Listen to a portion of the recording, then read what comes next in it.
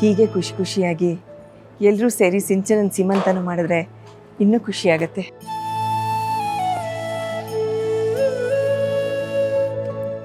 ಅತ್ತೆ, ನಿಮ್ಮ ಮಗ ಸೀಮಂತನ ತುಂಬ ಗ್ರ್ಯಾಂಡಾಗಿ ಮಾಡೋಣ ಅಂತಲೇ ಹೇಳಿದ್ರು. ನಾನೇ ಹೇಳಿದೆ ಅಷ್ಟೊಂದಲ್ಲಿ ಯಾಕೆ ಖರ್ಚು ಮಾಡಬೇಕು, ಪರವಾಗಿಲ್ಲ ಬೇಡ ಅಂತಲೇ ಹೇಳಿದೆ ಅಲ್ವಾ ಹರಿ? ಅಲ್ಲಮ್ಮ, ಅವನಾಗೆ ಮಾಡ್ತೀನಿ ಅಂತ ಹೇಳ್ತಿರುವಾಗ ನೀನು ಯಾಕೆ ಬೇಡ ಅಂತೀಯ? ಅಪ್ಪ ಆಗ್ತಾ ಇದ್ದಾನೆ, ಮಾಡ್ಲಿ ಬಿಡು, ಮಾಡಪ್ಪ. ಮಾಡೋದೆ ದುಡ್ಡು ಬಂದ್ರೆ.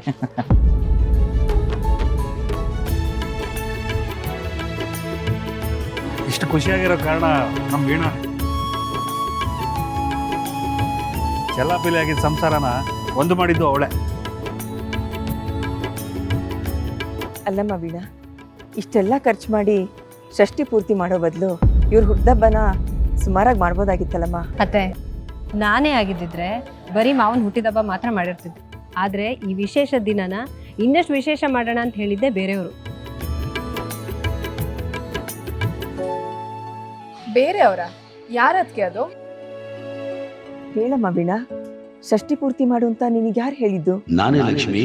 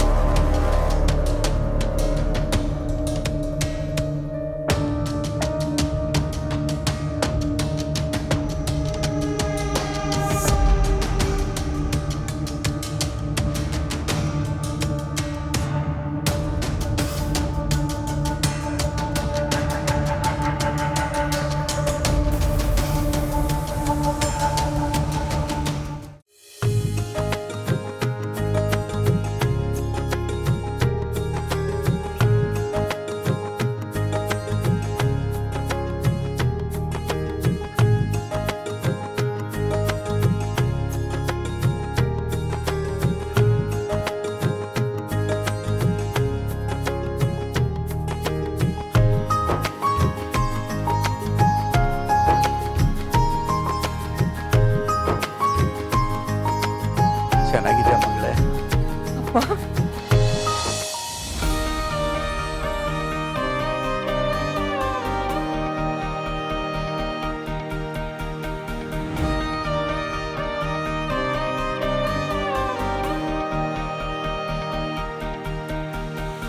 ಅಳಿ ಅಂದ್ರೆ ನೀವು ಹೇಗಿದ್ದೀರಾ? ಚೆನ್ನಾಗಿದ್ದೀನಿ ಬಾವ. ನಿಮ್ಮ ಮದುವೆ ಆದ ದಿನ ನಾನು ತುಂಬ ನೋಯಿಸ್ಬಿಟ್ಟೆ. ದಯವಿಟ್ಟು ನನ್ನ ಕ್ಷಮಿಸ್ಬಿಡಿ. ನೋಡಿ, ನೀವು ದೊಡ್ಡವರು, ಕ್ಷಮೆ ಕೇಳಬಾರ್ದು. ಅದು ನಮಗೆ ಶ್ರೇಯಸ್ಸಲ್ಲ. ನಿಮ್ಮ ಆಶೀರ್ವಾದ ನಮಗಿದ್ರೆ ಸಾಕು ಲಕ್ಷ್ಮಿ.